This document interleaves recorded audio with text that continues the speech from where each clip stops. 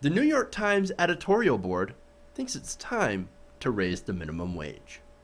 Now, this article went up over the weekend, and it discusses their recommendation to get behind a new higher federal minimum wage.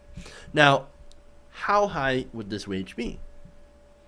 They're actually calling for a $15 minimum wage. The New York Times editorial board. Wow. Now, in this article, it says that in 5 states and 9 cities, voters and lawmakers will consider proposals in 2016 to gradually raise the minimum wage to $15 an hour. Now, the ballot initiatives and pending legislation will build on momentum from this year, in which 14 states and localities use laws, executive orders, and other procedures to lift wages for all or part of their workforces to $15 an hour. Now it goes into detail some of the different places. For example, New York City, the minimum wage for workers in fast food and state government will rise to $10.50 on New Year's Eve, and to $15 by the end of 2018. In the rest of New York, the minimum for those workers will reach $15 an hour in mid-2021. Now, that's a lot of time. I might speed it up just a little bit, but you still want to give them a little bit of time to adjust, especially for the smaller businesses that will actually have more of an impact. I'd actually be more in favor of, if you have a certain level of profit over the year annually, then that minimum wage gets put in place faster than places that are generally smaller, have less profit margins and less revenue. Make it a little easier for those smaller businesses to adjust to a higher minimum wage. But that would be one of my ideas. And, I'm not really an economist, so I don't know exactly how that would spell out.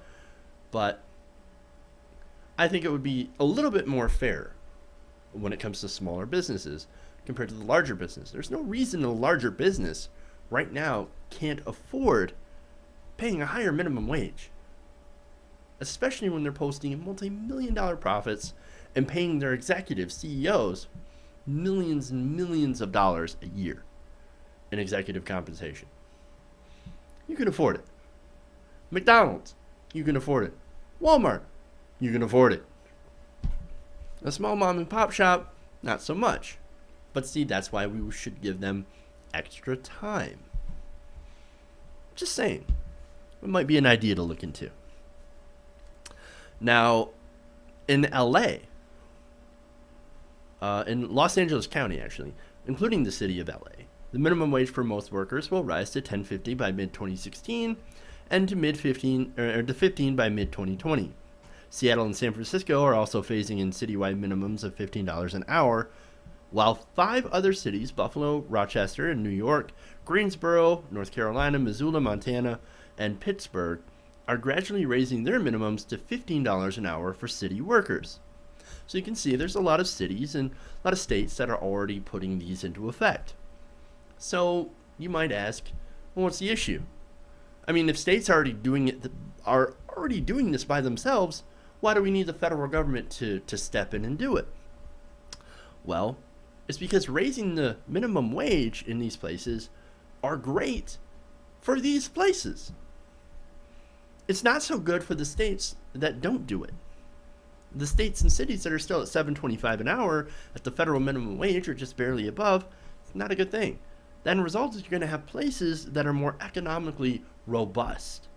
And then you'll have places that are more economically depressed, that don't have as higher wages. That's sort of the problem here.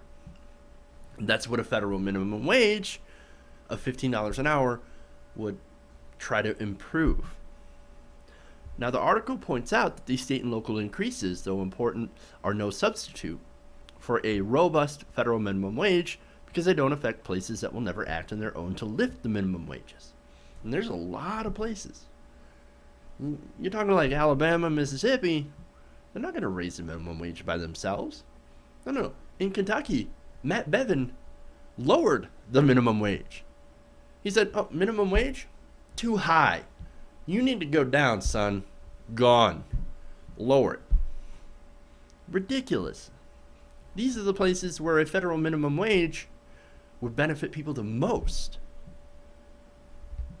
So, as I said, currently 21 states do not impose minimums higher than the federal rate, and that includes the poorest states, Alabama and Mississippi. Any coincidence right there? They have the lowest wages and they're also the poorest states. No, there couldn't be a connection. What are you talking about? All right. You know, in both of those states, it takes nearly $20 an hour to meet living expenses for one adult and one child. In the poorest states, they're not even close to that. Why do you think so many people there have to depend on welfare? Food stamps, things like that, programs. Temporary assistance for needy families, the TANF program. They have to rely on that because they don't make enough money to survive.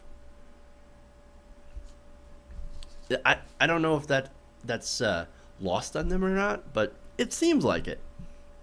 So even in states that have raised their minimum wages, they say the levels are still not high enough to meet living expenses for typical workers and families. I mean, that's why they call it a living wage. And $15 sounds like a lot to a lot of people, right? I mean, especially if you're making $10 an hour, you look at $15 an hour and you're like, God damn, that's a lot of money. Imagine what we could do with that, right? I mean, I've never made $15 an hour. The most I've ever made was $13, which was pretty fucking good.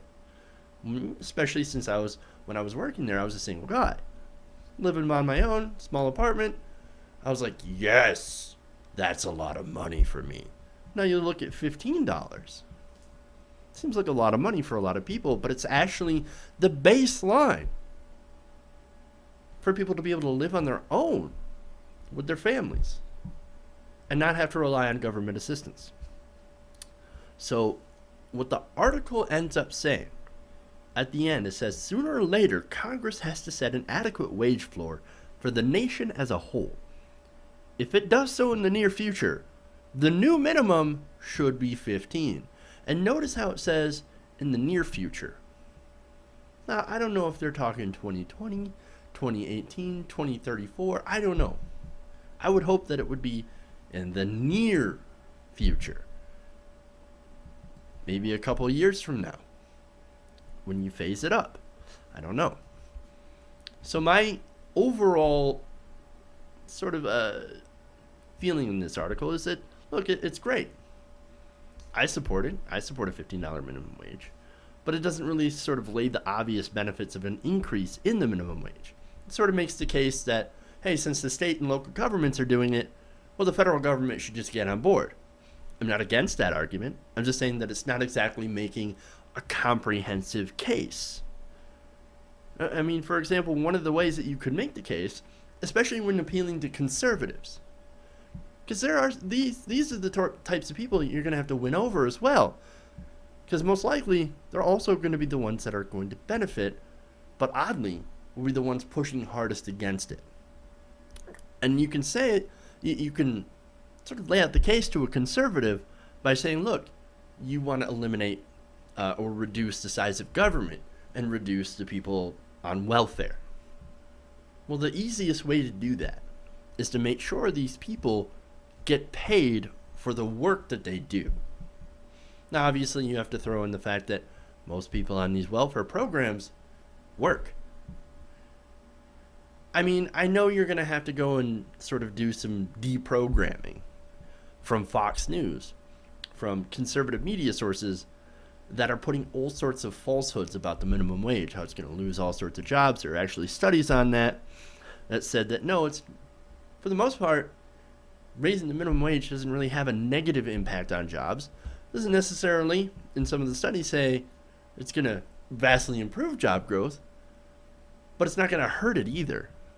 And I would actually make the case that it actually would help in the long term. You give more people money to spend, they're going to spend it. I mean, that makes sense. And here's another thing, right? So they're not going to rely on as much welfare. But it's also important to mention that a $15 minimum wage, I mean, the minimum wage today is actually worth a lot less in actual real spending power compared to the minimum wage back in 1960. We've lost ground. The minimum wage is less in real dollars than it is compared to 1960. And that in itself is terrible. We should be looking at that and going, holy shit, man. What we get for the same amount of work or more productivity. And you remember, productivity has soared since 1960. Pay has not. Executive compensation has, but pay has not. And those are important things to point out, especially if you're to get a conservative on your side. Because remember, a lot of conservatives don't like big government or big business. You have to break through that misinformation and show them facts if you're going to get them on their side. And when it comes to people being on your side, a majority of Americans, and all the recent polls, are in favor of a larger minimum wage. Maybe not 15, but they're certainly in favor of getting paid for an honest day's work. An honest day's pay for an honest day's work.